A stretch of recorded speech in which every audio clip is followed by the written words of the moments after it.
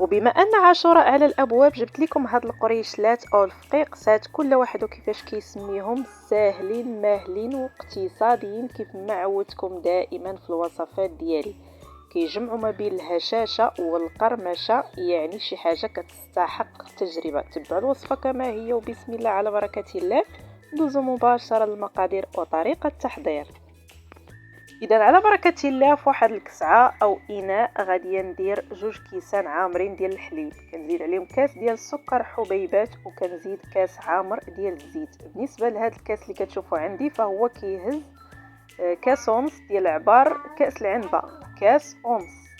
غنزيد كيس ديال السكر بنكهه زهره البرتقال، وغنزيد واحد القبيصه ديال الملح لتصحيح الذوق، وغادي نمزج المكونات ديالي مع بعضهم. طبيعة الحال من بعد ما كنكون زدت 2 بيضات يكونوا بالحجم الكبير، وكنمزج المكونات ديالي جيدا. مباشرة غادي ندوز باش غادي نزيد الزرارة. بالنسبة للزرارة فانا غادي نزيد الجنجلان كيف ما كتشوفوا معايا. تقريبا عندنا واحد 2 معالق كبار يكونوا عامرين.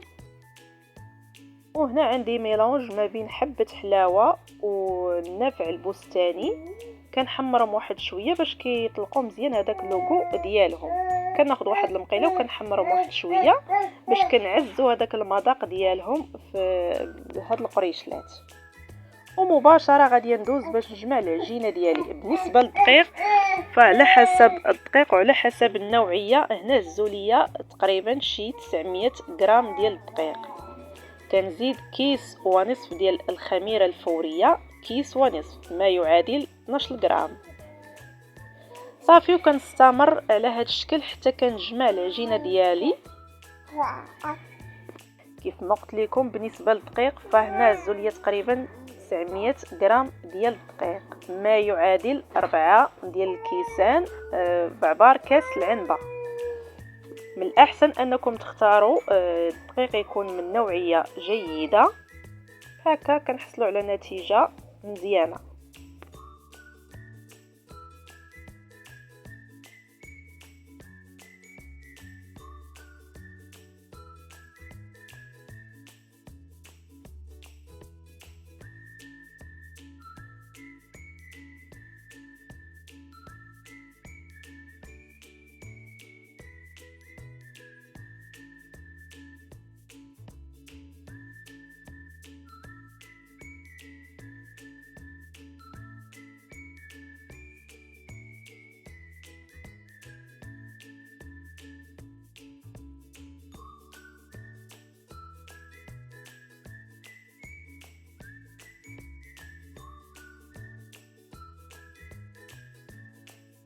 وكيكون هذا هو القوام ديال العجينه، كتكون شويه لينه ولكن ما كتكونش يعني مطلوقه بزاف. كاضافه كنزيد واحد المعلقه كبيره ديال الزبده بالنسبه للناس اللي بغاو يجوهم بحال هكا شويه مرملين. الا بغيتو تبقى ديك القرمشه كامله كتستغناو عليها، يعني كاضافه لا اكثر ولا اقل.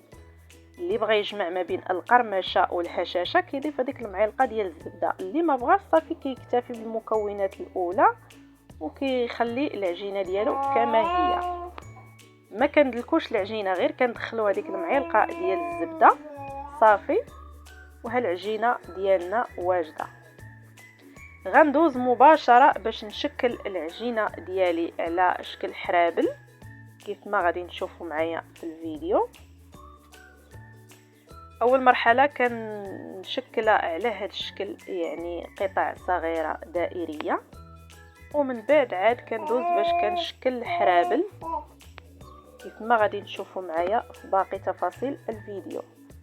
كناخذ الصحن او اللاطه اللي غادي يدخل الفرن على هذا الشكل بطريقه سهله بسيطه، يعني ما كتحتاجش بزاف ديال التقنيات. وكنشكل الحرابل ديالي على هذا الشكل. بالنسبه للحجم فكيبقى لكم الاختيار، الا بغيتوا القريشلات ديالكم يجوكم شويه كبار فانتوما كتخليو الحريبلات شويه غلاضين، بغيتوهم يجوكم شويه صغار فانتوما كتحكموا في السمك ديال الحرابل. صافي كنستمر على هذه الطريقه حتى كنكمل كاع العجينه اللي عندي. مباشره الفران راه كيكون سخون، كندخلوهم للفرن يكون سخون غير كيتشمعوا صافي، وكنخرجوهم غير كيتشمعوا صافي، ما كنخليهمش حتى يطيبوا، حيت الا طابوا ما غادي يعذبوكم في التقطاع. غير بحال هكا كنقلبوهم كنلقاوهم صافي تشمعوا صافي وكنخرجوهم.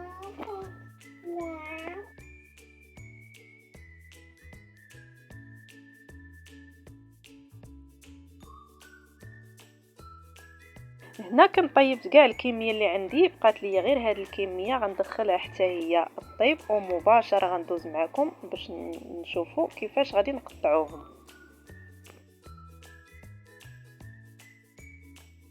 هنا من بعد ما طيبتهم كيف ما قلت لكم كنخليوهم غير يتشمعوا، ما كنخليهمش حتى يطيبوا، ومباشره كندوز باش نقطعهم.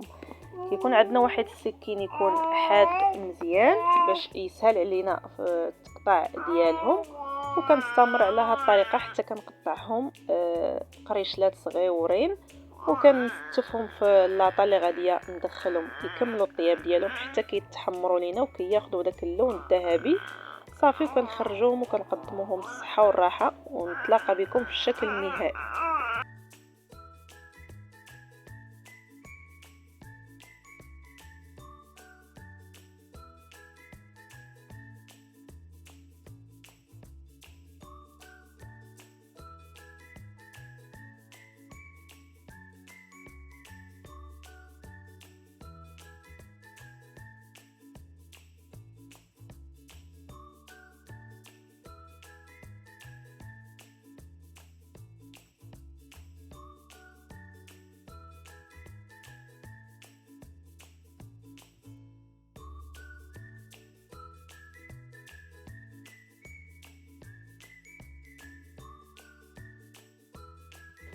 وهنا كنستبتهم في اللاطه وغادي ندخلهم يكملوا الطياب ديالهم. بالنسبه للطياب ديالهم كنقصوا عليهم الفران وكنخليهم يتحمروا على خاطرهم باش كياخذوا لنا ديك القرمشه وكياخذوا لون موحد.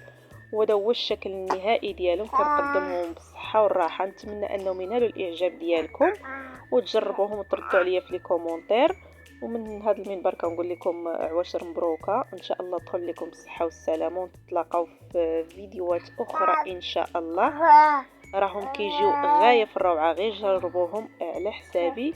كيجيو كيجمعوا ما بين القرمشه والهشاشه، يعني شي حاجه كتستحق التجربه. نتلاقى بكم في اقتراحات اخرى ان شاء الله. بسلام عليكم. وكاضافه قبل ما نسالي الفيديو بغيت نقول لكم ما تنسونيش من اللايكات ديالكم والتشجيعات ديالكم من اجل الاستمراريه. والا كنتو كتهتموا بالوصفات سهله واقتصاديه فما عليكم غير تشتركوا في القناه وتفعلوا زر الجرس باش يوصلكم كل جديد ديالي. وبسلام عليكم.